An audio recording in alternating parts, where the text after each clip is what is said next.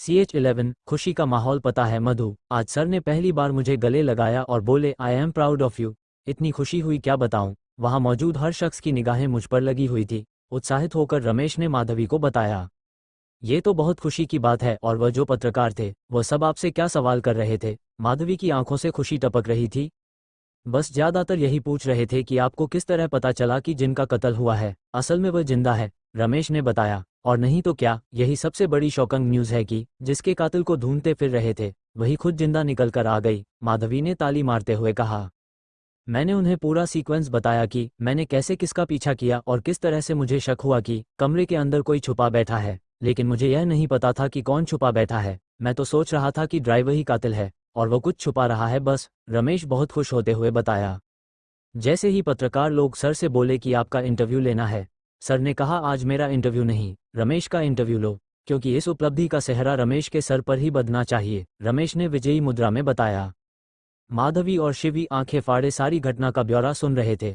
उन दोनों के चेहरे पर से भी परिवार की खुशी का अंदाजा सहज ही लगाया जा सकता था। पिछले कुछ दिन से परिवार में पसरा हुआ उदासी भरा माहौल अब उल्लास और उमंग में परिवर्तित हो गया था।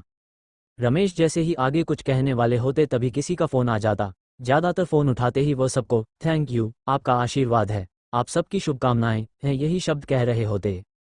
उनके विभाग के लोगों में ये खबर आग की तरह तेजी से फैल गई थी। तभी उनका फोन रुकने का नाम नहीं ले रहा था। एक फोन काटते उससे पहले ही दूसरा फोन बज जाता।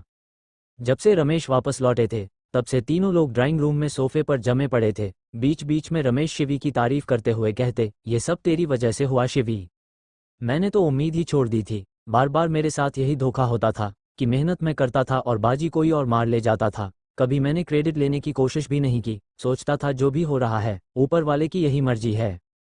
शिवी, लेकिन पापा अगर हम मेहनत करते हैं तो उसका क्रेडिट लेने में क्या जाता है। हर एक आदमी मेहनत कुछ ना कुछ पाने के लिए ही करता है। दुनिया में जहां गला काट प्रतियोगिता हो रही है, लोग बाग एक दूसरे को धक्का देकर दौड़ में आगे निकल जाना चाहते हैं। ऐसे में अपनी आंखों के सामने नाइंसाफी होते हुए आप देख ही कैसे लेते हो। ये भी तो गलत बात है ना कि गलत होते हुए आप चुपचाप देखते रहते हैं, उसका विरोध नहीं करते हैं। माधवी ने रमेश को सच्चाई का आईना दिखाया। हो सकता है मैं गलत हूँ, पर इस तरह जबरदस्ती क्रेडिट लेना मुझे थोड़ी बेशर्मी लगती है, रमेश ने धीरे से कहा। बेशर्म तो वो लोग हैं, आपके इंस्पेक्टर खान टाइप के लोग। लेकिन एक बात याद रखना, ऊपर वाला सब देखता है। कोई किसी के लिए गलत करता है तो एक न एक दिन उसे भुगतना जरूर पड़ता है, क्योंकि ऊपर वाला सारा हिसाब किताब यही कर देता है। माधवी ने अपनी बातों से पति को सांत्वना देते हुए कहा। एक बात बताओ, क्या आज बातों से ही पेट भर दोगी? भूख लग रही है बहुत तेज, जल्दी से कुछ खिला दो, बहुत थक गया हूँ। मैं खाकर सीधे सो जाऊंगा, रात भर दौड़ भाग की है, बहुत तेज नींद आ रही है, रमेश ने माधवी से कहा। अब देखना मम्मी जरूर आपके लिए आपकी पसंद का ही कुछ बनाएंगी, मम्मी के जाते ही शिवी ने पापा से कहा।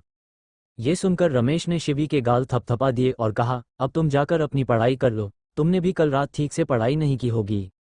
शिवी उठकर ऊपर जाने से पहले किचन में गई और मम्मी से बोली, मैं ब्रश करके आ रही हूँ, आप मेरा नाश्ता बना दीजिए, उसके बाद मैं पढ़ाई करूंगी और मैं नाश्ता करके सोऊंगा, तब तक नहा लेता हूँ, कहकर रमेश ने अपना तौलिया तार पर से उतारकर कंधे पर डाल लिया और बाथरूम में घुस गए।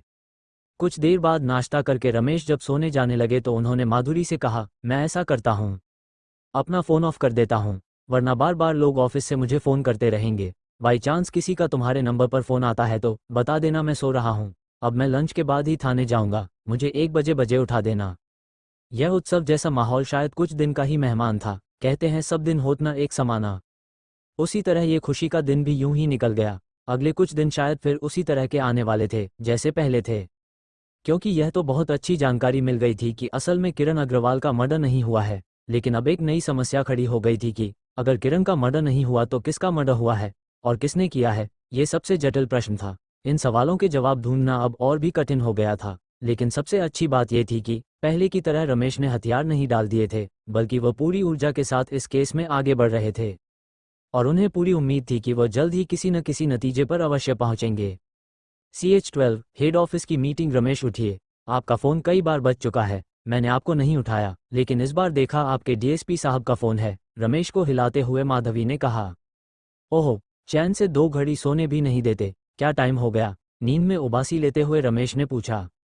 12:30, इसीलिए मैंने आपको उठा दिया कि अब तो आधे घंटे में आपका उठने का टाइम आ रहा है, क्या पता DSP साहब का कोई ज़रूरी काम हो। ये लो आपका फ़ोन, कहकर माधवी ने फ़ोन रमेश को पकड़ा दिया। जय हिंद सर। जी मैं सो रहा था, वो रात भर। जी सर, मैं पहुंच जाऊंगा सर, कहकर रमेश ने फ़ोन रख दिया। उनके चेहरे पर चिंता की लकीरें खींच गई। उन्होंने बिस्तर पर रखी चाय की ट्रे में से चाय का कप उठाकर होठों पर लगा लिया। क्या हुआ, सब ठीक है ना? पति को चिंतामग्न बैठे देखकर माधवी ने प्रश्न किया। हाँ, सब ठीक है। वो थोड़ी देर में मीटिंग है, उसी के लिए फ़ोन कर रहे थे। इसी केस से संबंधित मीटिंग है, उससे पहले मुझे पहुंचना है। सुनो, ज़रा गीज़र ऑन कर दो, रमेश ने माधवी से कहा। गीज़र तो मैंने पहले ही ऑन कर दिया था, पानी गर्म है और खाना भी तैयार है। जैसे ही आप नहाने जाओगे मैं खाना लगा दूंगी, माधुरी ने कहा और वह भी बिस्तर पर बैठ गई। करीब 40 मिनट बाद रमेश हेड ऑफिस पहुंच चुके थे। आमतौर पर उनको देखकर भी अनदेखा कर देने वाले उनके सहायक और सहकर्मी आज मुस्कुराते हुए उनको जय हिंद बोल रहे थे। रमेश की चाल में गजब की फुर्ती और आत्मविश्वास था। सामने ही अपनी टेबल पर इंस्पेक्टर खान फाइलों में सिर दिए बैठा था। वह शायद जानबूझकर रमेश को अनदेखा करने की कोशिश कर रहा था। रमेश एक पल के लिए रुके और सीधे इंस्पेक्टर खान की टेबल की तरफ चले गए। Good afternoon mister Khan. Oh hi Ramesh, कैसे हो तुम? नींद पूरी हुई तुम्हारी? सुना है सारी रात अपराधियों के साथ तुम्हारी चूहा दौड़ चल रही थी। भाई आज तो सब तरफ तुम्हारे ही चर्चे हैं। इंस्पेक्टर खान का लहजा काफी मजाकिया था। रमेश को समझ नहीं आया कि वह मजाक कर रहे हैं या उसका मजाक उड़ा रहे हैं। ऐसा कुछ नहीं किया, सिर्फ अपनी ड्यूटी की है। तो फिर चले मीटिंग के लिए, रमेश ने इंस्पेक्टर खान की मजाक को ज्यादा तूल न देते हुए सामान्य लहजे में पूछा। अभी वो दोनों शायद और बात करते, उससे पहले ही डीएसपी साहब के साथ रहने वाले एक सिपाही ने आकर कहा, जय हिंद सर। सर साहब ने आप लोगों को 5 बजे मिनट बाद कमरे में मीटिंग के लिए बुलाया है। ओके जगताप, कहकर रमेश अपने कमरे की तरफ बढ़ गए। मीटिंग से पहले की तैयारी करके 5 मिनट बाद वह डीएसपी साहब के कमरे में थे। जगताप चाय यही भेज दो और जब तक मैं ना कहूं मीटिंग में डिस्टर्बेंस मत करना, एसपी साहब ने जगताप को बाहर जाने का इशारा किया। फर्स्ट ऑफ ऑल मैं तुमको मुबारकबाद देता हूं, जो तुमने उपलब्धि हासिल की है। याद रखो कि यह पहली सीढ़ी थी। अब जबकि हमें पता चल गया है कि जिसको हम मृतका समझ रहे थे वह जिंदा है, तो हमें तफ्तीश को आगे बढ़ाना चाहिए। जी सर, सबसे तेज आवाज इंस्पेक्टर खान की आई। रमेश, मैं तुम्हारी एक टीम तैयार कर देता हूं। इस केस को आगे बढ़ाने के लिए तुम्हें किन किन लोगों की जरूरत है मुझे बता दो, डीएसपी साहब रमेश की तरफ मुखातिब होते हुए बोले। जी सर, मुझे अपने साथ कम से कम 2 कांस्टेबल चाहिए और एक ड्राइवर। बाकी की टीम मैं जरूरत के हिसाब से बता सकता हूं, रमेश ने जवाब दिया। वैसे तुमने उनके सर्वेट को थाने बुलाया था ना, तो क्या उसकी पत्नी को थाने नहीं बुलाया था, डीएसपी साहब ने पूछा। जी बुलाया था, उसके बयान पर उसका अंगूठा भी लगा हुआ है। वो अनपढ़ औरत थी, रमेश की बजाय इंस्पेक्टर खान ने जवाब दिया। अभी तो केस और भी पेचीदा हो गया है, क्योंकि हमें पता ही नहीं चल रहा कि मौत किसकी हुई है, एसपी साहब ने गंभीर आवाज में कहा। जरूरत है मुझे बता दो, डीएसपी साहब रमेश की तरफ मुखातिब होते हुए बोले। जी सर, मुझे अपने साथ कम से कम 2 कांस्टेबल चाहिए और एक ड्राइवर। बाकी की टीम मैं जरूरत के हिसाब से बता सकता हूं, रमेश ने जवाब दिया। वैसे तुमने उनके सर्वेट को थाने बुलाया था ना, तो क्या उसकी पत्नी को थाने नहीं बुलाया था, डीएसपी साहब ने पूछा। जी बुलाया था, उसके बयान पर उसका अंगूठा भी लगा हुआ है। वो अनपढ़ औरत थी, रमेश की बजाय इंस्पेक्टर खान ने जवाब दिया। अभी तो केस और भी पेचीदा हो गया है, क्योंकि हमें पता ही नहीं चल रहा कि मौत किसकी हुई है, एसपी साहब ने गंभीर आवाज में कहा। सर अभी तो ये भी पता नहीं कि यह सिर्फ दुर्घटना थी या कत्ल। परिवार में जितने भी लोग हैं उन्हें एक बार फिर थाने बुलाना पड़ेगा, एक बार नए सिरे से इस केस को देखना पड़ेगा, रमेश ने डीएसपी साहब से कहा। लेकिन तुम्हें बहुत सावधानी से ये काम करना पड़ेगा, क्योंकि अब हमारे ऊपर मीडिया की नज़र तो है ही, ऊपर से भी मेरे ऊपर बहुत प्रेशर है। हम एक गलती शुरुआत में ही कर चुके हैं, अब और गलती करने की कोई गुंजाइश नहीं है, कड़े शब्दों में उन्होंने सभी को हिदायत देते हुए कहा। और हाँ, जो भी टीम बनी है वह ये याद रखेगी यह केस बहुत ही कॉन्फिडेंशियल है, कोई भी जानकारी बाहर नहीं जानी चाहिए। इससे हमें असली कातिल को ढूंढने में मुश्किल आ सकती है। सबको संबोधित करते हुए डीएसपी साहब ने आदेश दिया। हाँ तो रमेश, एक्शन प्लान क्या है, डायरेक्ट रमेश को प्रश्न करके डीएसपी साहब ने पूछा। रमेश को जैसे ही मीटिंग के बारे में पता चला था, तभी उनको यह आशंका थी कि इस एक्शन प्लान के बारे में उनसे जरूर पूछा जाएगा, क्योंकि यह एक भारी जिम्मेदारी उनके कंधों पर डाल दी गई थी और इसकी गंभीरता को वो अच्छे से समझ रहे थे। इसीलिए वह पहले से ही मानसिक रूप से तैयार होकर आए थे कि इस तरह के प्रश्न उनके सामने आ सकते हैं। सर सबसे पहले मुझे उनके सर्वेट और उसकी औरत को बुलाना पड़ेगा। एक सिपाही मुझे उसके गांव भी भेजना पड़ सकता है और मैं खुद मौका वारदात पर जाकर तफ्तीश करूंगा, रमेश ने बताया। इंस्पेक्टर खान, तुम क्या कहते हो, कौन हो सकता है कातिल? अब की बार डीएसपी साहब काफी देर से शांत बैठे इंस्पेक्टर खान की तरफ मुखातिब होकर बोले। सर ये सीधा सीधा केस है, इसी छानबीन की जरूरत ही नहीं। मिसेज अग्रवाल ने ही खून किया है। अगर वह अपराधी नहीं होती तो इस तरह छुपकर नहीं बैठी होती। इंस्पेक्टर खान ने खड़े होकर बहुत ही एटीट्यूड के साथ यह बात कही। लेकिन जब तक हमारे पास इस बात का सबूत नहीं, तब तक हम उनको किस बिना पर अपराधी मान सकते हैं? शक की बिना पर मिस्टर अग्रवाल को गिरफ्तार करके हम एक गलती कर चुके हैं। अब की बार रमेश भी खड़ा होकर आक्रामक मुद्रा में बोले। ये भी तो हो सकता है कि मिस्टर और मिसेज अग्रवाल के ऊपर हम बेवजह शक कर रहे हो। इसके बजाय ये सिर्फ एक दुर्घटना हो। तुम लोगों को ऐसा नहीं लगता? एसपी साहब ने उंगलियों पर पेन को नचाते हुए सवाल उछाल दिया। लेकिन मुझे इंस्ट्रक्टर खान की बात भी वाजिब लगती है। अगर यह सिर्फ एक दुर्घटना थी तो क्या कारण था कि मिसेज अग्रवाल छुपी बैठी थी? जब उन्होंने कुछ किया ही नहीं तो इस तरह छुपकर रहने का क्या कारण था? रमेश ने इंस्पेक्टर खान का समर्थन करते हुए कहा तो इंस्पेक्टर खान की मुस्कान मूंछों तक बिखर गई। जब तक इस केस को कुछ सही दिशा नहीं मिलती, तब तक मैं चाहता हूं कि हर शाम 6 बजे मेरे ऑफिस में मुझे हर रोज की प्रोग्रेस के बारे में सारी जानकारी मिले। एक स्टेप की नॉलेज मुझे होनी चाहिए, डीएसपी साहब ने आदेश दिया। ओके सर, इंस्पेक्टर खान और इंस्पेक्टर रमेश दोनों ने आइडिया उठाकर कहा। वैसे यह मिस्टर अग्रवाल की मदर के बारे में तुम लोगों का क्या ख्याल है? देखने में वह काफ़ी कड़क औरत जान पड़ती है।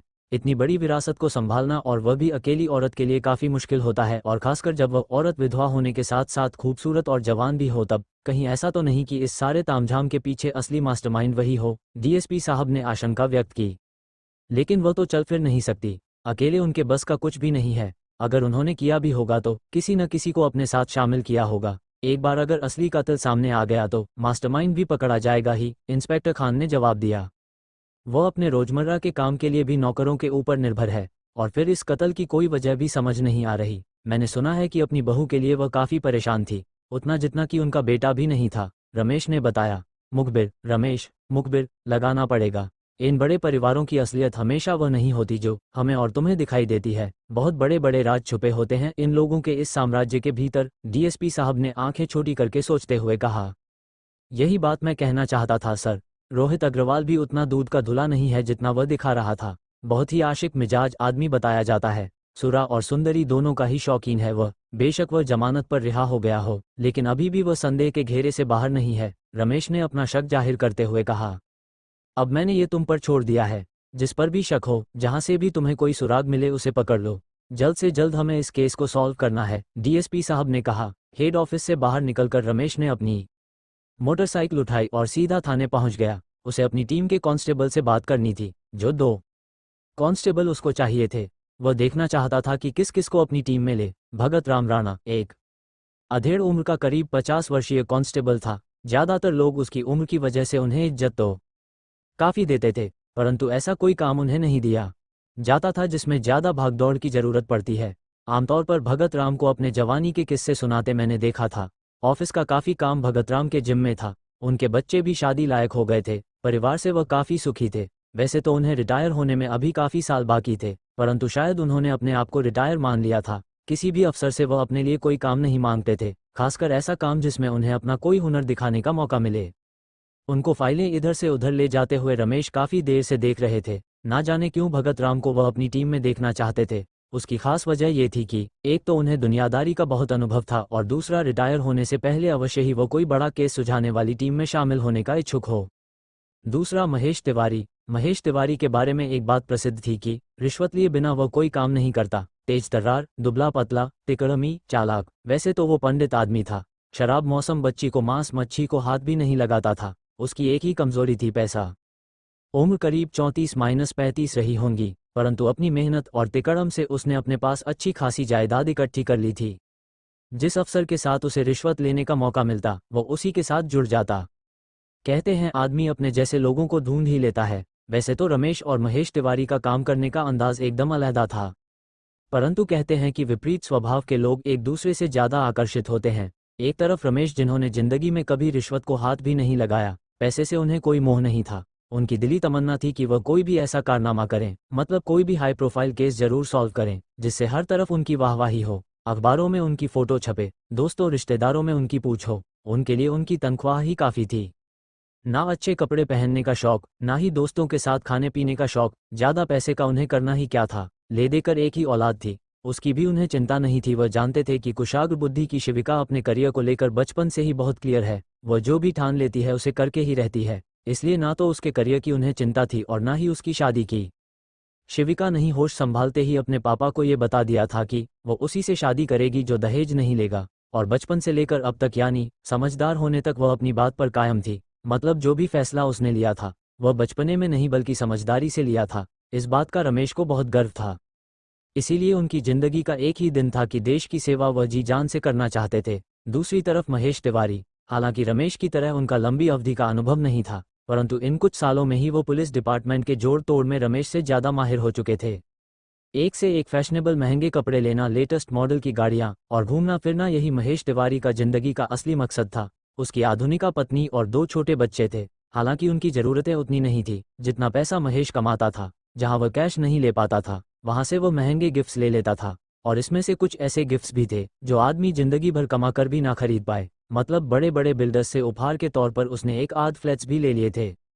रमेश जानते थे कि महेश पैसे के लिए कुछ भी करने के लिए तैयार हो जाएगा, चाहे उसको कितनी भी मेहनत करनी पड़ी, और उन्हें ऐसे ही मेहनती व्यक्ति की जरूरत थी जिसका दिमाग भी तेज चलता हो। उनके इस खाके में महेश तिवारी ही सबसे फिट बैठता था।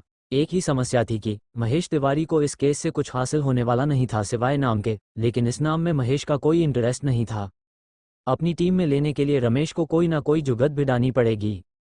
ये सोचकर वह तरकीबें खोजने लगे। वह हर हाल में महेश को भी टीम में रखना चाहते थे, क्योंकि वह इसी शहर का रहने वाला था और शहर के ज़्यादातर रसूखदार लोगों को जानता था। उससे इस केस से संबंधित काफ़ी जानकारियां हासिल होने की पूरी उम्मीद थी। काफ़ी देर मंथन करने के बाद उन्होंने घर जाने का निश्चय किया। नींद से उनकी पलकें बोझिल लग रही थी। भगतराम और महेश तिवारी से कल बात की जाएगी, ये सोचकर उन्होंने अपनी अटेंडेंस लगाई और मोटरसाइकिल की चाबी उठाकर बाहर निकल गए। CH13 टीम का गठन रमेश को समझ नहीं आ रहा था कि वह कहां से शुरू करें। रायका इतना फैल गया था कि समेटना मुश्किल था। उस परिवार से जुड़ा हुआ हर शख्स उन्हें कातिल नजर आ रहा था।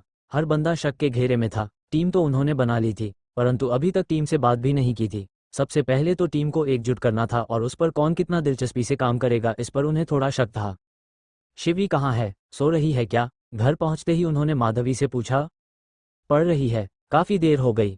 आप काफी थके हुए लग रहे हैं। सब कुछ ठीक है ना? कोई परेशानी तो नहीं है? कैसी रही आज आपकी मीटिंग? माधवी ने रमेश के चेहरे को ध्यान से देखते हुए चिंता व्यक्त की।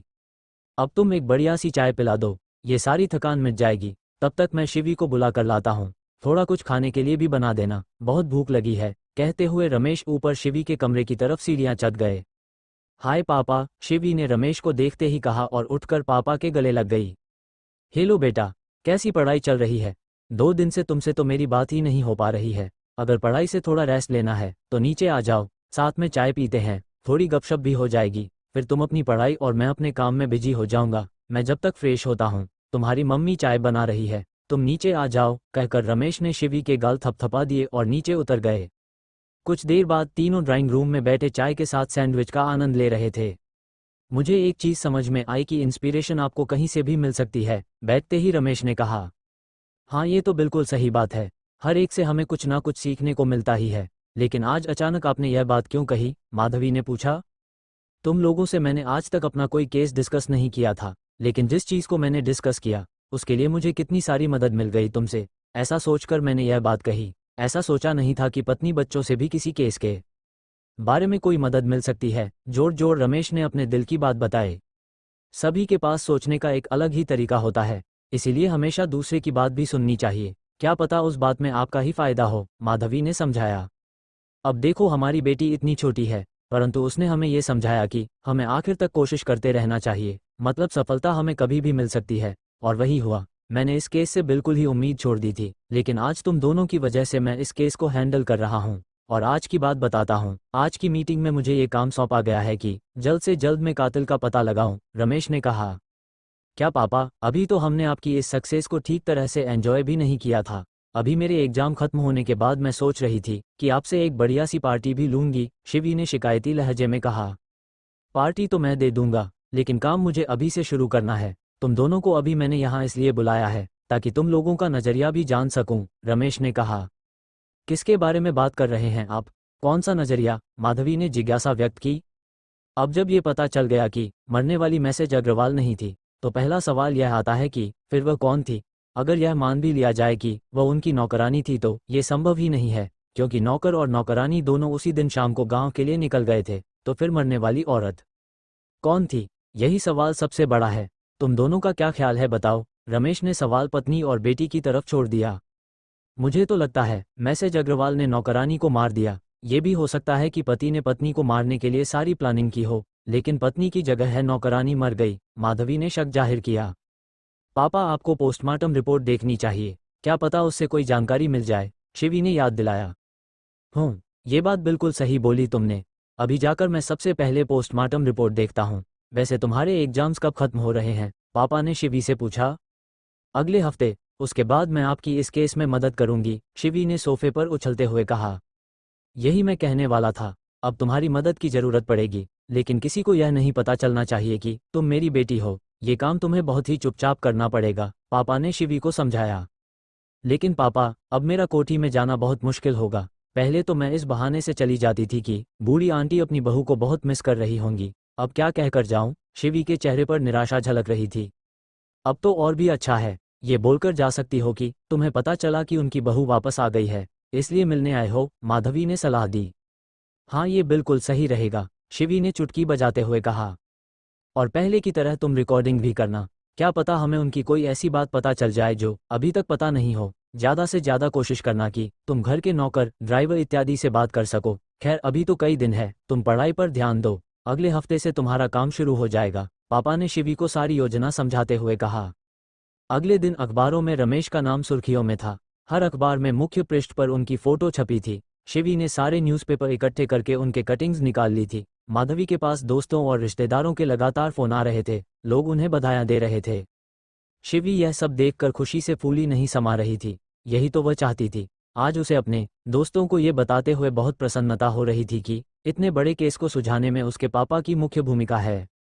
यहाँ तक कि उसके स्कूल सी टीचर का फ़ोन भी मम्मी के पास आया था। बस एक ही प्रॉब्लम थी, जो इनाम शिवी को मिलने वाला था वो अभी रोक दिया गया था। हालांकि शुरू में डीएसपी साहब ने ये घोषणा की थी कि इनाम शिवी को दिया जाएगा, परंतु अगले ही दिन उन्होंने पापा को बताया था कि जब तक केस सॉल्व नहीं हो जाता तब तक इनाम की राशि नहीं दी जाएगी। यही वजह थी कि शिवी जल्द से जल्द मदद करके ये केस निपटाना चाहती थी, जिससे वह अपने दोस्तों पर यह रौब झाड़ सके कि उसने कितना बड़ा कारनामा कर दिखाया है। वह इतनी अच्छी खबर दोस्तों को बताने के लिए उतावली हुई जा रही थी। थाने में घुसते ही रमेश ने सबसे पहले महेश तिवारी को अपने कमरे में बुला भेजा। जय हिंद सर, कमरे में घुसते ही महेश ने एक जोरदार सैल्यूट मारते हुए रमेश से कहा।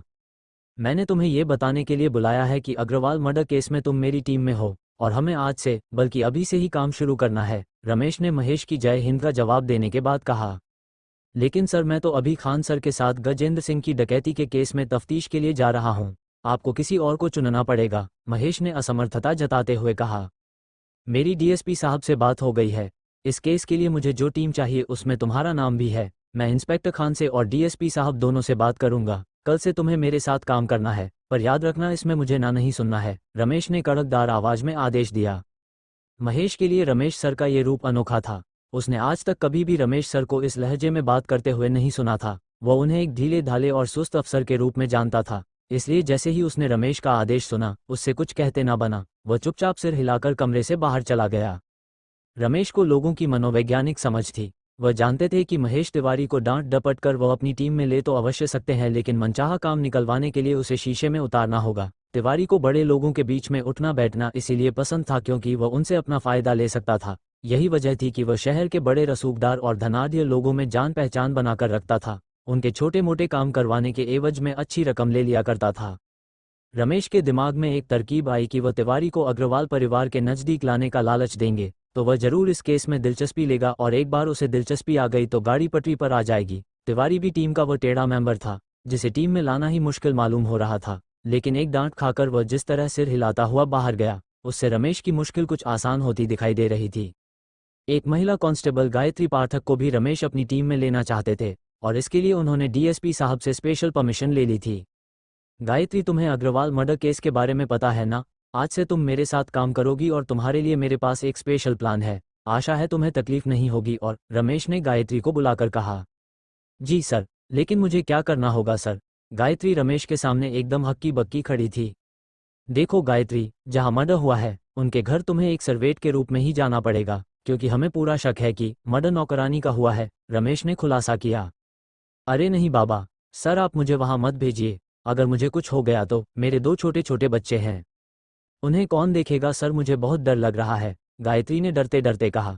शश धीरे बोलो। ये प्लान हम दोनों के अलावा और किसी को नहीं पता चलना चाहिए। मैं तुम्हें एक फ़ोन दे रहा हूँ। तुम्हें अगर वहाँ पर कुछ भी गड़बड़ लगे तो तुम मुझे तुरंत फ़ोन कर देना, बल्कि उसमें एक इमरजेंसी नंबर डालकर रखना है और सबसे पहले उसी को दबा देना। तुम्हारी जान को कोई खतरा नहीं है, इसकी चिंता तुम छोड़ दो, इंस्पेक्टर रमेश ने तसल्ली देते हुए गायत्री को बताया। असल में वह देखना चाहते थे कि घर में ऐसा क्या है जिसकी वजह से नौकरानी को मारा गया है, और उन्होंने गायत्री को यह समझा दिया था कि उसे पूरे समय सब लोगों की गतिविधियों पर नजर रखनी है, खासकर घर के सदस्यों की बातचीत पर। कहीं ना कहीं से तो कोई बात ऐसी अवश्य निकलने की उम्मीद थी जिससे उन्हें कोई सुराग मिल जाता। हालांकि मन में उन्हें भी इस बात का डर था कि गायत्री की जान को कोई खतरा न हो, परंतु अपना ये डर वह गायत्री के सामने जाहिर नहीं कर सकते थे। फोन देने के बाद उन्हें थोड़ी तसल्ली हो गई थी। और याद रखो, कल तुम यहाँ नहीं आओगी, सीधे अग्रवाल कोठी में जाओगी। वहां पर बाहर ही एक गार्ड बैठता है, तुम उससे जाकर बात करना और कहना कि तुम्हें नौकरी की जरूरत है। किसी ने तुम्हें बताया है कि इस कोठी में नौकर की आवश्यकता है, इसलिए तुम आए हो। रमेश ने प्लान का अगला पड़ाव समझाते हुए गायत्री से कहा। मुझे कोई खतरा तो नहीं है ना साहब, मैंने कभी ऐसा काम किया नहीं है। आप संभाल लेना सर, पता नहीं मेरा क्या होगा, गायत्री ने डरते हुए कहा। मुझ पर भरोसा रखो गायत्री, मैं तुम्हें सुरक्षित निकाल लूंगा। अगर कोई भी खतरा हुआ तब भी बेफिक्र रहो, तसल्ली देते हुए रमेश ने कहा। अभी तुम जाओ और भगत राम जी को अंदर भेज दो। याद रखना, हम दोनों के बीच जो भी बात हुई है वह किसी तीसरे को नहीं पता चलनी चाहिए। रमेश ने एक बार फिर गायत्री को हिदायत दी। जय हिंद सर। भगत राम ने अंदर आकर रमेश को अपनी उम्र के हिसाब से एक ढीली ढाली जय हिंद से अभिवादन किया। भगत राम जी कैसे हैं आप, और बताइए घर में सब कैसा चल रहा है। रमेश ने भगत राम के चेहरे पर चिंता के भाव पड़ते हुए तय किया कि सबसे पहले उन्हें सामान्य बातचीत करके नॉर्मल किया जाए, उसके बाद इस केस से संबंधित बातें बताई जाए। जी सर, बिल्कुल ठीक है, घर में भी सब ठीक है। हुक्म कीजिए सर। आपने कैसे याद किया। भगत राम जी के चेहरे पर जिज्ञासा साफ दिखाई दे रही थी। भगत राम जी, आपकी सर्विस के कितने साल बाकी हैं। मेरा मतलब है आप कब रिटायर होने वाले हैं। इंस्पेक्टर रमेश ने इससे आगे पूछा। सर 6-7 साल बाकी है। क्या हुआ सर, मुझसे कोई गलती हुई है क्या। भगत राम की चिंता बढ़ती जा रही थी। मैंने सुना है अपने बड़े अच्छे अच्छे केस सॉल्व किए हैं, आपकी बहादुरी के किस्से मैं कई बार सुन चुका हूँ, इंस्पेक्टर रमेश ने कहा तो भगत राम जी के चेहरे से चिंता की लकीरें मिट गई और उनके होठों पर मुस्कान सज गई। इंस्पेक्टर रमेश समझ गए कि यही सही वक्त है वार करने का। लोहा गर्म देखकर उन्होंने कहा, हमारे सामने आपने ऐसा कोई कारनामा दिखाया नहीं है, ये सिर्फ किस्सों में सुना है हमने। क्या आपका दिल नहीं करता कि आप अपनी जवानी का वही जोश एक बार फिर दिखाएं। अब कहाँ वह जोश है सर, अब हमें कौन ऐसी टीम में रखता है। अब तो ये समझ लो कि हम बस अपनी नौकरी के दिन गिन रहे हैं। थोड़ी देर पहले खिली मुस्कान एक बार फिर हल्की पड़ गई थी। ऐसा क्यों सोचते हैं आप, हम तो आपके किस्से सुनकर आपको अपनी टीम में लेना चाहते थे, इंस्पेक्टर रमेश ने फाइल बंद करते हुए कहा। बिना पूछे ही भगत राम के चेहरे पर प्रश्न गहरा गया। आप खड़े क्यों हैं, बैठे भगत राम जी, बैठकर बात करते हैं, इंस्पेक्टर रमेश ने सामने पड़ी कुर्सी की तरफ इशारा करते हुए कहा। इशारा पाकर भगत राम जी कुर्सी पर बैठ गए। उनकी नज़रें इंस्पेक्टर रमेश के चेहरे से हट नहीं रही थी, जैसे नज़रें हटाते ही सारा रहस्य कहीं गायब हो जाएगा। CH-14, मृतका कौन थी। अग्रवाल हाउस, सुप्रिया अग्रवाल। क्या नाम है तुम्हारा।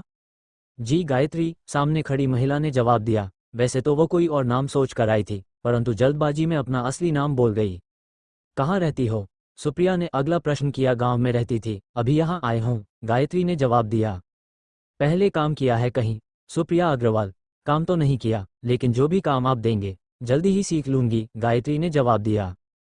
ठीक है, लेकिन हम अभी तुम्हें 1-2 दिन देखेंगे, तभी पक्का करेंगे। खाना बनाना जानती हो, सुप्रिया ने पूछा। जी जानते हैं, लेकिन हर घर का हिसाब किताब अलग होता है ना। आप बता दीजिए क्या बनेगा, कैसे बनेगा, हम बना लेंगे, गायत्री ने डरते डरते जवाब दिया। अब असली बात पर आते हैं, ये बताओ कि तुम तनख्वाह क्या लोगी, सुप्रिया ने पूछा। मेम साहब, हम तो पहली बार नौकरी कर रहे हैं, हमें पता नहीं है, आप जितना देंगे ठीक ही होगा, गायत्री ने सिर झुकाकर कहा। हमारी मम्मी जी हैं, हमारी सास, उनका काम भी करना पड़ेगा तुमको, वो थोड़ी बीमार है, बिस्तर पर रहती हैं, कर पाओगी, सुप्रिया ने अगला सवाल दागा। जी, हमको तो काम से मतलब है, आप जो काम कहेंगे सब कर लेंगे, गायत्री ने हाथ जोड़ते हुए कहा। आओ तुम्हें मिलवा देती हूँ पहले, वो ओके करेगी तभी तुम यहाँ काम कर पाओगी, सुप्रिया ने कहा। गायत्री उसके पीछे पीछे चल दी। भगत राम जी की ड्यूटी ड्राइवर के ऊपर लगी थी। पूरे दिन क्या करता है, कहाँ जाता है, किस से मिलता है, इसके बारे में उसको जानकारी देनी थी। किस किस के साथ हैं वो नोट करता रहे, हर घंटे कहाँ और किसके साथ था। समय शाम के 6 बजे स्थान पुलिस हेडक्वार्टर। डीएसपी साहब, क्या प्रोग्रेस है? रमेश, कोई क्लू, कोई ऐसी बात जिस पर हमारा अभी तक ध्यान नहीं गया था? जी सर, सबको काम पर लगा दिया है। अभी तक तो कोई ऐसी बात सामने नहीं आई जिससे किसी खास नतीजे पर पहुंचा जा सके। अभी मैंने सुप्रिया अग्रवाल को पूछताछ के लिए बुलाया है, और किसी चीज़ की ज़रूरत हो तो मुझे बताना, डीएसपी साहब ने कहा। आज इंस्पेक्टर रमेश के पास कोई भी ऐसी जानकारी नहीं थी जो वह डीएसपी साहब को देकर उन्हें इम्प्रेस कर सकते, इसलिए उन्होंने वहां से जल्दी ही निकल जाना उचित समझा। थाने आकर उन्होंने पहले से निर्धारित सुप्रिया अग्रवाल से पूछताछ शुरू कर दी। हाँ, तो मुझे बताइए कि आप ड्राइवर के यहाँ छुप कर क्यों रह रही थी? इंस्पेक्टर रमेश ने अपने केबिन में बैठी सुप्रिया अग्रवाल से पूछा। क्योंकि मैं अपने घर वापस नहीं जाना चाहती थी, सुप्रिया अग्रवाल ने बताया। लेकिन क्यों? वह तो आपकी ससुराल है, इतने साल से आप वहां रहती है, यह अचानक ऐसा क्या हो गया कि आप अपने घर वापस नहीं जाना चाहती थी? इंस्पेक्टर ने पूछा। मैं अपने ससुराल में पहले भी खुश नहीं थी, ऐसी जगह जहां पर खुश नहीं रह सकती वहां पर रहकर भी क्या करना? लापरवाही से दूसरी तरफ देखते हुए सुप्रिया ने कहा। अगर खुश नहीं थी तो इतने साल तक वहां पर कैसे रह रही थी? रमेश ने पूछा। रह नहीं रही थी, रहना पड़ रहा था। जाती भी कहाँ? जहां भी जाती मेरे पति मुझे ढूंढ निकालते और वापस ले आते। सुप्रिया अपने आंसू छुपाने के लिए दूसरी तरफ देख रही थी। इंस्पेक्टर रमेश ने यह महसूस कर लिया था, ये तो किसी भी औरत के लिए बड़ी ही खुशी की बात है कि उसका पति उसके बिना एक दिन भी नहीं गुजारना चाहता। आप इतनी परेशान क्यों हो रही है? इतना प्यार करने वाला पति पाकर तो आपको खुश होना चाहिए, इंस्पेक्टर रमेश ने जानना चाहा। प्यार? प्यार किस चिड़िया का नाम है, ये तो उनको पता भी नहीं। प्यार शब्द उनकी डिक्शनरी में है ही नहीं, सुप्रिया अग्रवाल ने आगे बताया। क्या आपके और आपके पति के संबंध अच्छे नहीं थे? इंस्पेक्टर ने सीधे मुद्दे पर आते हुए पूछा। यूं कहिए कि संबंध ही नहीं थे। सुप्रिया, इंस्पेक्टर, क्या मतलब है आपका? कृपया खुलकर बताइए। मैं उस घर में महज एक की शो पीस थी। मेरे पति को मुझसे ज़्यादा बाजारू औरतों में दिलचस्पी थी, इसलिए वह मेरी बिल्कुल परवाह नहीं करते थे। मेरी शादी को 7 साल होने के बावजूद बच्चा ना होने के कारण मेरी सास भी मुझे पसंद नहीं करती थी, हमेशा बांझ होने का ताना देती थी। इसलिए मौका मिलते ही मैं उस नरक से निकल जाना चाहती थी, सुप्रिया ने बताया। अचानक से दुर्घटना वाले दिन ही आपको क्यों घर छोड़कर जाने की सूझी? उससे पहले या उससे बाद क्यों नहीं? कहीं ऐसा तो नहीं कि इस दुर्घटना को आपने ही अंजाम दिया हो, और जिसे आप बार बार दुर्घटना कह रही हैं वह दुर्घटना ना होकर एक सोची समझी साजिश हो? पीठ कुर्सी से लगाए बैठे इंस्पेक्टर ने अचानक से दोनों हाथ टेबल पर मारते हुए आगे झुककर कहा। मैं ऐसा क्यों करूंगी? इस दुर्घटना के बारे में तो मुझे खबर भी नहीं, सुप्रिया ने प्रश्न किया। जिसकी मृत्यु हुई, क्या वह आपकी नौकरानी थी? इंस्पेक्टर ने सीधा प्रश्न करके उसकी आंखों में झांका। यह मुझे कैसे पता होगा? उस वक्त मैं घर पर नहीं थी, सुप्रिया ने जवाब दिया। लेकिन घर वालों ने यह बयान दिया है कि आप घर पर ही थी, आप झूठ बोल रही हैं, इंस्पेक्टर ने कहा। ये तो घर के सभी लोगों के बयान से पता चलता है कि उस वक्त घर पर और कोई नहीं था सिवाय आपके और आपकी सास के। आप जानती हैं कि आपकी सास अपाहिज हैं, वह चल फिर नहीं सकती, तो उन्होंने तो ये साजिश रची नहीं होगी। आपका नौकर नौकरानी गांव चले गए थे, आपके पति ड्राइवर के साथ बाहर थे, इसका मतलब आपने ही इस साजिश को अंजाम दिया है। इंस्पेक्टर रमेश कुछ देर के लिए रुके और कुर्सी से खड़े हो गए।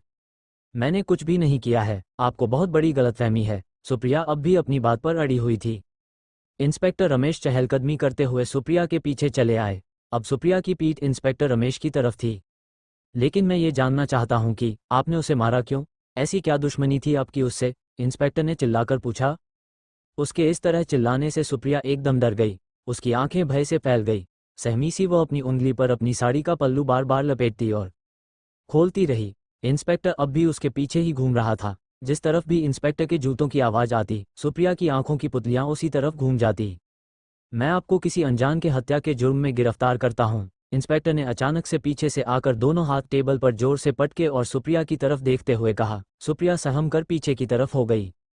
अपनी कुर्सी पर वापस बैठकर इंस्पेक्टर ने उस पर रखी डेस्क कॉल बेल पर हाथ मारा। कुछ ही पल में एक सिपाही अंदर आया। जी सर, आते ही उसने प्रश्नवाचक निगाहों से इंस्पेक्टर की तरफ देखकर पूछा। खोलती रही। इंस्पेक्टर अब भी उसके पीछे ही घूम रहा था। जिस तरफ भी इंस्पेक्टर के जूतों की आवाज़ आती, सुप्रिया की आंखों की पुतलियां उसी तरफ घूम जाती। मैं आपको किसी अनजान के हत्या के जुर्म में गिरफ्तार करता हूं, इंस्पेक्टर ने अचानक से पीछे से आकर दोनों हाथ टेबल पर जोर से पटके और सुप्रिया की तरफ देखते हुए कहा। सुप्रिया सहम कर पीछे की तरफ हो गई। अपनी कुर्सी पर वापस बैठकर इंस्पेक्टर ने उस पर रखी डेस्क कॉल बेल पर हाथ मारा। कुछ ही पल में एक सिपाही अंदर आया। जी सर, आते ही उसने प्रश्नवाचक निगाहों से इंस्पेक्टर की तरफ देखकर पूछा। मैडम को अभी हवालात में ले जाओ, रमेश ने सिपाही की तरफ देखकर हाथ से सुप्रिया की तरफ इशारा किया। आइए मैडम। सिपाही 2 कदम चलकर सुप्रिया के पास आया और अदब से बोला। सुप्रिया अपनी कुर्सी पर वैसे ही बैठी रही, उसके शरीर में कोई हलचल नहीं हुई। मिसेज सुप्रिया अग्रवाल, अब आप जा सकती हैं। जब आप मुझे सही बात बताना चाहें तब आ जाइएगा। इंस्पेक्टर रमेश ने यह कहकर सुप्रिया को सिपाही के साथ जाने का इशारा दे दिया। सुप्रिया बहुत धीरे से कुर्सी से उठी और धीमे कदमों से सिपाही के पीछे पीछे चल दी। दरवाजे तक जाकर वह एक पल के लिए ठिठकी और पीछे मुड़कर वहीं से कहा, मैं आपसे सही कह रही हूँ, मैंने किसी को नहीं मारा, आप मेरा यकीन करें। 1 मिनट मैडम, आप अपना फ़ोन जमा करवा दीजिए, कहकर इंस्पेक्टर रमेश ने सिपाही की तरफ इशारा किया और सुप्रिया की बात को बिल्कुल अनदेखा कर दिया। यह उनका मनोवैज्ञानिक तरीका था, अपराधी पर दबाव बनाने का। वह जानते थे कि सुप्रिया का कभी थाने कचहरी से वास्ता नहीं पड़ा होगा। अगर वह झूठ बोल रही होगी तो लॉकअप में जाने के नाम से ही सच उगल देगी। अभी तो वह अपनी ही बात पर अड़ी हुई है, लेकिन एक रात लॉकअप में बताइए तो सारी चालाकी धरी की धरी रह जाएगी। लगती ही भोली है यह औरत, घाघ है पूरी। रमेश ने सुप्रिया को जाते हुए देखा तो सोचा, उसका इंतजार भगत सिंह कर रहा था, इसलिए बिना और देर किए रमेश ने भगत सिंह को अंदर बुला लिया। क्या खबर लाए हो भगत सिंह जी? भगत सिंह के अंदर आते ही रमेश ने मुस्कुराते हुए प्रश्न किया। सर, मैं आज पूरे दिन उस ड्राइवर के घर के आसपास ही था, 1-2 लोगों से उसके बारे में पूछा भी। ज्यादातर उसके पड़ोसियों का मानना है कि वह बहुत ही सीधा आदमी है। 2 लड़कियां थी, दोनों की शादी होने के बाद वो अपनी ससुराल में रह रही है। पत्नी का कुछ साल पहले देहांत हो गया। शराब जुआ जैसी कोई लत उसमें नहीं है, अपनी ड्यूटी बहुत ही दिल लगाकर करता है। भगत सिंह ने इंस्पेक्टर रमेश को जानकारी दी। अरे वाह, इतना तो मैंने सोचा भी नहीं था, आप तो उसका पूरा कच्चा चिट्ठा ही निकाल लाए हैं। मुझे सिर्फ उसकी पूरे दिन की दिनचर्या के बारे में जानकारी चाहिए थी, आपने तो भूत भविष्य सब निकाल दिया, कहकर इंस्पेक्टर रमेश जोरदार ठहाका लगाकर हंसे। सामने की कुर्सी पर बैठा हुआ भगत राम भी उनकी हंसी में शामिल हो गया। वैसे आज का क्या शेड्यूल रहा उसका? हंसते हंसते ही इंस्पेक्टर ने अगला प्रश्न किया। रोज की तरह आज भी वो समय से अपनी ड्यूटी पर चला गया था। सारे दिन वो कोठी में ही रहा, भगत राम ने जानकारी दी। चलो ठीक है, लेकिन अभी तुम 3-4 दिन इसी तरह उस पर नजर रखना। हो सकता है पुलिस की कार्यवाही के डर से वह सतर्क हो गया हो और कोई हरकत ना कर रहा हो, लेकिन ध्यान रहे नजर उस पर ही रखना, फरार ना होने पाए। इंस्पेक्टर ने भगत राम जी को हिदायत देते हुए रुखसत किया। कुछ देर इंस्पेक्टर रमेश ने इस केस से संबंधित फाइल देखी। फॉरेंसिक रिपोर्ट के अनुसार हैंडल और दरवाजों पर सुप्रिया अग्रवाल के उंगलियों के निशान भी मिले थे। अभी वो रिपोर्ट देख ही रहे थे कि दरवाजे पर दस्तक हुई। कम इन, इंस्पेक्टर रमेश ने कहा। एक सिपाही हाथ में फाइल लिए अंदर आया, उसके हाथ में और भी सामान था। फाइल देते हुए उसने बताया, मृतका की पोस्टमार्टम रिपोर्ट है सर, आपने मांगी थी। Thank you Dilip. अच्छा ऐसा करो, बाहर जाकर एक कप अच्छी सी चाय भेज दो, इस केस के चक्कर में सर दर्द हो गया। अपने माथे पर हाथ लगाते हुए इंस्पेक्टर रमेश ने कहा। पोस्टमार्टम रिपोर्ट इंस्पेक्टर रमेश ने अपनी आंखों के सामने टेबल पर रख ली और आंखों पर चश्मा चढ़ा लिया। उम्र करीब 30-35, शरीर पर कोई चोट या मारपीट के कोई निशान नहीं थे, ना किसी ने उसके साथ जोर जबरदस्ती ही थी। मौत का कारण सिलेंडर फटना बताया गया था। तभी दरवाजे पर आहट हुई और दिलीप चाय की ट्रे लिए हुए अंदर आया। उसने बताया, सर, वह अग्रवाल मर्डर केस का कोई गार्ड आया है, शायद आपने बुलाया था, आपका इंतजार कर रहा है। ऐसा करो, उसे अंदर ही भेज दो, रमेश ने दिलीप से कहा। कुछ देर बाद वही गार्ड अंदर नमूदार हुआ, जिससे एक दिन जाकर इंस्पेक्टर रमेश ने ड्राइवर के बारे में पूछताछ की थी। गार्ड ने अंदर आते ही इंस्पेक्टर रमेश को सर झुकाकर नमस्ते की और चुपचाप खड़ा हो गया। रमेश, क्या नाम है तुम्हारा? सर भोलानाथ, उसने धीमी आवाज में कहा। रमेश, जिस दिन यह वारदात हुई उस दिन तुम ड्यूटी पर थे? गार्ड, जी सर। रमेश, कितने बजे से कितने बजे तक तुम ड्यूटी पर रहते हो? जी, मैं सुबह 9 बजे से रात के 9 बजे तक छुट्टी पर रहता हूँ। रात में घनश्याम की ड्यूटी होती है, लेकिन उन दिनों घनश्याम छुट्टी पर गया हुआ था, तो 24 घंटे मैं ही ड्यूटी दे रहा था। वह दुर्घटना के 3 दिन बाद वापस आया था, भोलानाथ ने बताया। उस वक्त घर में कौन कौन लोग थे जब ये दुर्घटना हुई? इंस्पेक्टर रमेश ने पूछा। सर, छोटी मैडम और बड़ी मैडम जी घर पर थी और कोई नहीं था, भोलानाथ ने जवाब दिया। और तुम्हारे साहब या फिर कोई नौकर चाकर? इंस्पेक्टर रमेश ने तीखी नजरों से भोलानाथ को देखते हुए पूछा। साहब तो जल्दी निकल गए थे, ज्यादातर शाम को साहब निकल जाते हैं, भोलेनाथ ने बताया। तुमको सही वक्त पता है या कुछ आइडिया है कि यह दुर्घटना कितने बजे हुई? इंस्पेक्टर ने सवाल किया। जी, मेरे हिसाब से करीब 8 बजे का वक्त रहा होगा, भोलानाथ ने जवाब दिया। तुम्हें दुर्घटना का कैसे पता चला? इंस्पेक्टर रमेश। सर, मुझे एक जोरदार धमाके की आवाज आई। मैं अपने खोखे में स्टूल पर बैठा मोबाइल पर कुछ देख रहा था। जैसे ही आवाज आई तो किसी के चीखने की भी आवाज आई। मैंने बाहर निकलकर चारों तरफ देखा, अंदर से बड़ी मैडम के चीखने की आवाज़ें आ रही थी। मैं अंदर की तरफ भागा तो देखा अंदर से बहुत धुआं निकल रहा है, भोलानाथ ने कहा। इतना सब कहकर वो थोड़ा चुप हो गया। शायद वह डरावना मंजर उसकी आंखों के सामने फिर से दिखाई दे गया था, जिसकी परछाई उसके चेहरे पर दिखाई पड़ रही थी। तुमने किसी को भागते देखा? रमेश ने पूछा। नहीं सर, वहां पर दूर दूर तक कोई नहीं था, सिर्फ बड़ी मैडम की आवाज़ ही आ रही थी कि जल्दी से फायर ब्रिगेड को फ़ोन करो। मैंने तुरंत नंबर डायल किया। बड़ी मैडम ने ही मुझे पुलिस में फ़ोन करने के लिए कहा था, मैंने ही पुलिस को फ़ोन किया था। भोलेनाथ ने सारी घटना का ब्यौरा दिया। तुमको कुछ आइडिया है कि यह मरने वाली महिला कौन थी? इंस्पेक्टर ने तीखी नज़रों से भोलानाथ को देखते हुए पूछा। भोलानाथ के चेहरे पर असमंजस के भाव थे। सर, उस दिन घर पर दोनों मैडम ही थे, जब तक छोटी मैडम नहीं लौटी थी। मैं तो यही समझ रहा था कि छोटी मैडम का इस दुर्घटना में, लेकिन अब जब वह जिंदा लौट आई है तो मुझे कुछ समझ में नहीं आ रहा है, भोलेनाथ ने जवाब दिया। कहीं ऐसा तो नहीं कि मृतका इस घर की नौकरानी हो?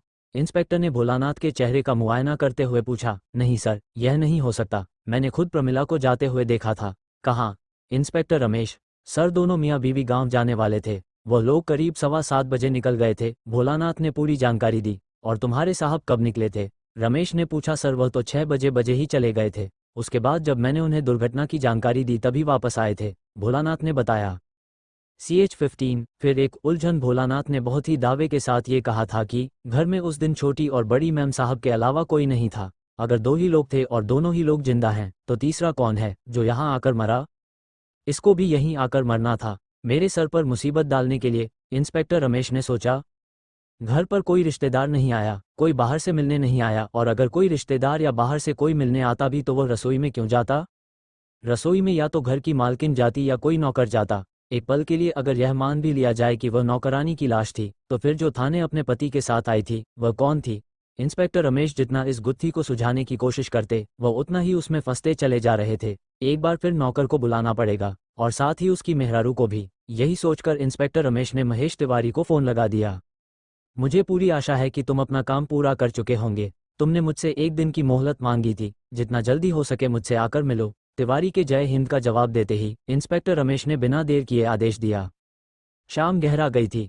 अब उन्हें घर के लिए निकलना था, लेकिन उससे पहले गायत्री से भी सारी रिपोर्ट लेनी थी। अब उन्होंने गायत्री को थाने आने से मना किया था, इसलिए उन्हें ही गायत्री के पास जाना पड़ेगा। ये सोचकर उन्होंने अपनी मोटरसाइकिल की चाबी उठाई और फ़ोन उठाकर जेब के हवाले कर दिया। एक नज़र उन्होंने फॉरेंसिक रिपोर्ट और पोस्टमार्टम रिपोर्ट की फाइल पर डाली और तुरंत उन्हें फोल्ड करके अपने साथ ले जाने वाले बैग में डाल लिया। वह घर बैठकर शांति से इस रिपोर्ट से कोई क्लू ढूंढना चाहते थे।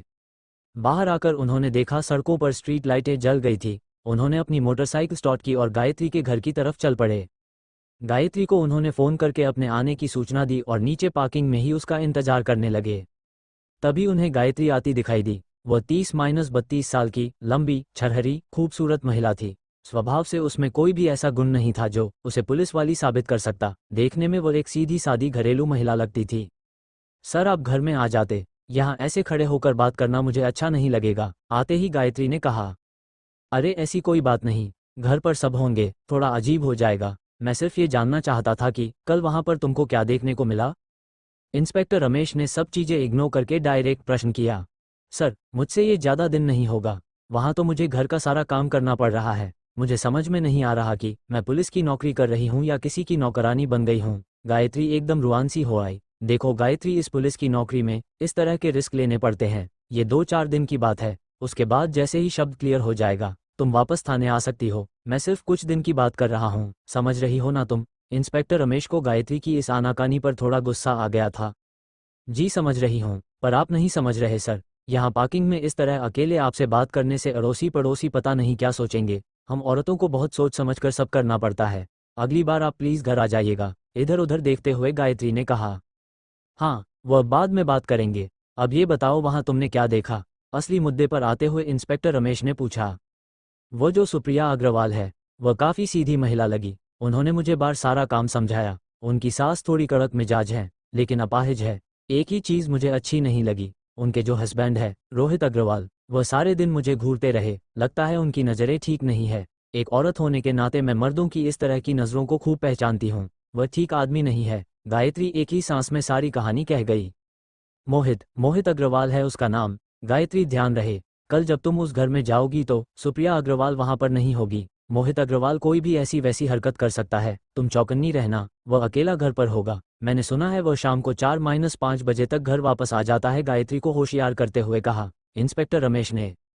जी सर, मैं ध्यान रखूंगी, लेकिन मुझे बहुत डर लग रहा है। दिन भर एक माली के अलावा वहाँ कोई नहीं होता, माली भी गार्डन एरिया में होता है। अगर कुछ हुआ तो मुझे बचाने कौन आएगा? गायत्री ने भयभीत होते हुए प्रश्न किया। मैंने तुमसे कहा है कि फ़ोन का एक ही नंबर तुमको दबाना है, तुरंत इमरजेंसी कॉल मेरे पास आ जाएगी, और बाहर गेट के पास भगत राम जी सादे कपड़ों में बैठे हुए हैं, तुरंत वह तुम्हारे पास पहुंच जाएंगे। तुम बिल्कुल चिंता मत करो, तुम्हारी सुरक्षा की चिंता तुमसे ज़्यादा मुझे है। आफ्टर ऑल मैंने तुम्हें ऐसी जगह पर भेजा है तो मेरी जिम्मेदारी ज़्यादा बनती है, समझी तुम? इंस्पेक्टर ने सब समझाकर घर की राह ली। उस रात देर तक वो पोस्टमार्टम रिपोर्ट और फॉरेंसिक रिपोर्ट की गहन छानबीन करते रहे। एक चीज़ उन्हें मिली जिसके बारे में उन्होंने अगली सुबह सुप्रिया अग्रवाल से जानकारी लेने का निश्चय किया। दरअसल मृतका ने जो कान के टॉप्स पहने थे वो सोने के थे। उनके पति मोहित अग्रवाल ने हमें ये बताया था कि ये कान के टॉप्स उनकी पत्नी सुप्रिया अग्रवाल के हैं, और कपड़ों से भी उन्होंने सुप्रिया अग्रवाल की पहचान की थी। एक पति द्वारा अपनी पत्नी की झूठी पहचान क्यों की गई, इसके बारे में अब इंस्पेक्टर रमेश के दिमाग में बुलबुलाहट मचा दी थी। मोहित अग्रवाल को बिना बताए पहले वह सुप्रिया अग्रवाल से सच्चाई जानना चाहते थे, उसके बाद मोहित अग्रवाल पर शिकंजा कसना था। वैसे भी मोहित अग्रवाल को शहर छोड़कर ना जाने की हिदायत के साथ ही जमानत मिली थी, वो कहीं जा तो नहीं सकता था। जब इस बात की जानकारी रात के खाने पर रमेश ने माधवी को दी तो उसने कहा उसके पति को पत्नी के जेवरात की पहचान नहीं होगी। मर्द लोगों को सारे डिज़ाइन एक से लगते हैं, हो सकता है डिज़ाइन काफ़ी मिलता जुलता हो, इसलिए मोहित ने ऐसा कहा हो। ऐसा नहीं होता माधवी, यह मर्डर का केस है, हो सकता है वाली चीज़ मर्डर केस में नहीं चलती, कोई तो वजह होगी, या तो मोहित झूठ बोल रहा है, रमेश ने सोचते हुए कहा। लेकिन सुप्रिया को जेवर की पहचान कर बिल्कुल सही रहेगी, इसकी क्या गारंटी है पापा? शिवी, जो काफ़ी देर से पापा मम्मी की बातें सुन रही थी, उसने पूछा। एक बार सुप्रिया अग्रवाल से बात होने के बाद उसका बिल और ज्वेलर्स का पता लगाना आसान हो जाएगा, वहीं से पता चलेगा कि झूठ कौन बोल रहा है। रमेश अभी भी उलझे हुए थे, खाने में उनका बिल्कुल ध्यान नहीं था। ये देखकर माधवी ने उनसे पूछा, आपको एक और रोटी दे दूं? हाँ प्लीज़ दे दो, कहकर रमेश केस पर से ध्यान हटाकर जल्दी से खाना निपटाने लगे। अगले दिन सुबह उनके निकलने से पहले ही महेश तिवारी का फ़ोन आ गया। जय हिंद सर, फ़ोन उठाते ही महेश ने कहा। क्या खबर है तिवारी, क्या तुमको अग्रवाल का नौकर मिला? क्या नाम है उसका? याद करते हुए कहा इंस्पेक्टर रमेश ने। गिरधारी सर, उसका नाम गिरधारी है, और उसकी पत्नी का नाम लाली। मैंने गांव में पता किया है, 3 दिन पहले तक गिरधारी यहीं था, अचानक न जाने कहाँ गायब हो गया। लेकिन सर, उसकी पत्नी यहाँ नहीं थी। मैंने यहाँ के लोगों से पूछताछ की है तो सबने बताया कि उसकी पत्नी तो शहर में नौकरी करती है, गिरधारी छुट्टी पर आया हुआ था, महेश ने जानकारी दी। इसका मतलब गिरधारी की पत्नी गिरधारी के साथ नहीं गई थी, नहीं तो किसी ने तो देखी होती। अगर लोग सही कह रहे हैं तो जिसकी लाश मिली थी वह गिरधारी की पत्नी लाली हो सकती है। इसका मतलब ये जो गार्ड है ये झूठ बोल रहा है, पेन से अपना सर खुजाते हुए इंस्पेक्टर ने तिवारी से कहा। हो सकता है सर, या गार्ड ने ही हत्या की हो, क्योंकि घर में दोनों लेडीज के अलावा बाहर गार्ड ही था। उधर से फ़ोन पर तिवारी की आवाज़ आई। हाँ तिवारी, अभी तुम कहाँ पर हो? इंस्पेक्टर रमेश ने सवाल किया। सर, मैं तो अभी गिरधारी के गांव से वापस निकल रहा हूँ, 1.5-2 घंटे में थाने पहुँच जाऊँगा, तिवारी ने बताया। फ़ोन पर ये सब बातें नहीं हो सकती, जब तुम आओगे तब मिलकर इसके बारे में बात करेंगे। इंस्पेक्टर ने फ़ोन रख दिया। थाने पहुंचते ही उन्होंने सबसे पहले अपने कमरे में लॉकअप में बंद सुप्रिया अग्रवाल को बुलाया। रात भर लॉकअप में बंद रहने की वजह से सुप्रिया अग्रवाल की हालत काफ़ी ख़राब लग रही थी। आंखों से पता चलता था कि वह रात भर सोई नहीं है, बाल बिखर गए थे, कल का मेकअप जगह जगह से उतर गया था। वह इंस्पेक्टर रमेश की टेबल के सामने आकर खड़ी हो गई। कहिए मिसेज अग्रवाल, आपकी रात कैसी बीती? कोई परेशानी तो नहीं हुई? बैठिए, इंस्पेक्टर रमेश ने सामने पड़ी कुर्सी की तरफ हाथ से इशारा किया। सुप्रिया अग्रवाल सामने की सीट पर आकर धीरे से बैठ गई। वह काफ़ी थकी हुई मालूम होती थी। लगता है आप रात भर सोई नहीं है, चाय पिएगी? इंस्पेक्टर रमेश ने सुप्रिया से प्रश्न किया, परंतु जिस तरह उसने पहले के प्रश्नों का कोई उत्तर नहीं दिया था, इस बार भी कोई उत्तर नहीं दिया। इंस्पेक्टर रमेश ने सामने पड़ी कॉल बेल पर हाथ मारा। तुरंत दरवाजे पर दस्तक हुई और इंस्पेक्टर रमेश के कम इन बोलते ही दिलीप हाजिर हो गया। दिलीप, 2 कप चाय भेज दो, इंस्पेक्टर रमेश ने दिलीप से कहा। दिलीप, जी सर, और हाँ, साथ में कुछ खाने के लिए भी, इंस्पेक्टर रमेश ने फरमाइश की। क्या इनको आप पहचानती हैं? डॉक्टर रमेश ने सुप्रिया अग्रवाल के सामने एक ट्रांसपेरेंट पैकेट में सोने के बूंदे रखते हुए पूछा। सुप्रिया ने बूंदों को हाथ में उठाकर देखा और बोली, जी बिल्कुल, ऐसे ही कान के बूंदे मेरे पास भी हैं। तो क्या ये बूंदे आपके नहीं हैं? इंस्पेक्टर रमेश ने जवाब की आशा में ध्यान से उसके चेहरे को देखा। नहीं, क्योंकि मेरे बुंदे मेरे पास घर पर रखे हैं। लेकिन यह आपको कहाँ से मिले? सुप्रिया ने आश्चर्य से इंस्पेक्टर के चेहरे को देखकर पूछा। कुछ देर इंस्पेक्टर ने कोई जवाब नहीं दिया, फिर कहा, ये डेड बॉडी के साथ मिले हैं। तब तो ये डेड बॉडी लाली की है, सुप्रिया ने बताया। लाली कौन? वो आपकी नौकरानी? इंस्पेक्टर रमेश ने पूछा। जी हाँ, उसी के पास ऐसे कान के बुंदे थे, सुप्रिया ने कहा। लेकिन अभी अभी आपने बताया कि ऐसे बुंदे आपके पास है, इंस्पेक्टर रमेश ने पूछा। जी, उसके पास भी थे, सपाट स्वर में सुप्रिया ने जवाब दिया। क्या वो बुंदे आपने उसे बनवा कर दिए थे? इंस्पेक्टर रमेश आश्चर्य में पड़ गए और पूछा। नहीं, किसने दिए यह मुझे नहीं पता, पर हूबहू यही डिज़ाइन उसके पास भी था, सुप्रिया ने बताया। आपने उससे पूछा नहीं कि वो बुंदे उसे किसने दिए? आपको बिल्कुल आपके जैसा डिज़ाइन उसे पहने देखकर आश्चर्य नहीं हुआ? यह महज संजोग था या कुछ और? आपने पता नहीं किया? यह अजीब बात इंस्पेक्टर को कुछ समझ में नहीं आ रही थी। पूछा था, लेकिन उसने बताया कि उसने खुद बनवाए हैं, क्योंकि उसको मेरे बुंदे बहुत पसंद आए थे, सुप्रिया ने कहा। लेकिन उसके चेहरे से पता चल रहा था कि नौकरानी के इस जवाब से वह संतुष्ट नहीं थी। ये सुनकर नेचुरली आपको अच्छा नहीं लगा होगा। आपको नहीं लग रहा था कि आपकी नौकरानी आपसे झूठ बोल रही है? इंस्पेक्टर रमेश ने कहा। लगा था, सुप्रिया ने कहा। तो फिर आपने सच्चाई जानने की कोशिश क्यों नहीं की? या आपको सच्चाई पहले से पता थी? इंस्पेक्टर ने पूछा। पता नहीं, सुप्रिया अग्रवाल ने सिर झुकाए हुए कहा। देखिए, मुझे लगता है आप मुझसे कुछ छुपा रही है। आपको किसी बात पर किसी पर शक हो तो कृपया बताइए। अगर आप सच्चाई बताएंगी तो मैं आपकी मदद कर पाऊंगा, वरना हमें आज भी आपको लॉकअप में रखना पड़ेगा, इंस्पेक्टर रमेश ने कड़ी निगाहों से सुप्रिया को देखते हुए कहा। कुछ पल चुप रहने के बाद सुप्रिया जैसे ही कुछ कहने को हुई, अचानक दरवाजे पर दस्तक हुई। कम इन, इंस्पेक्टर ने जोर से कहा। पूछताछ के बीच में ये रुकावट उसको पसंद नहीं आई। तभी सिपाही दिलीप अंदर आया और बोला, सर, मिस्टर मोहित अग्रवाल अपने वकील के साथ आए हैं। डैम, दिलीप की बात सुनते ही इंस्पेक्टर रमेश ने टेबल पर जोर से मुक्का मारते हुए कहा। वह अपनी कुर्सी से खड़े हुए और बाहर जाने लगे, फिर पीछे मुड़कर कुर्सी पर बैठी हुई सुप्रिया की तरफ देखा, 2 कदम वापस आकर सुप्रिया के सामने खड़े हो गए और बोले, सच्चाई छुपाकर आप बहुत गलत कर रही हैं मिसेज अग्रवाल। फिर भी एक बात याद रखिए, मैं सच्चाई आपसे निकलवा कर ही रहूंगा। ये सुनते ही सुप्रिया ने पलकें उठाकर इंस्पेक्टर की तरह देखा और अगले ही पल नजरें झुका ली। चलिए, आपके पति आपको लेने आए हैं। बाकी की कार्यवाही पूछताछ मैं आपके घर पर आकर करूंगा, इंस्पेक्टर रमेश ने कहा तो सुप्रिया अग्रवाल धीरे से कुर्सी से उठी और चुपचाप इंस्पेक्टर के पीछे पीछे चल दी। जैसा कि इंस्पेक्टर का अनुमान था, मोहित अग्रवाल अपनी पत्नी को ले जाने आया था। मजबूरन इंस्पेक्टर रमेश को सुप्रिया अग्रवाल को छोड़ना पड़ा। वह हताश सा सुप्रिया अग्रवाल को जाते देखता रहा। तभी उन्हें महेश तिवारी अंदर आता दिखाई दिया। उसे आते देख वह अपने कमरे की तरफ चले गए।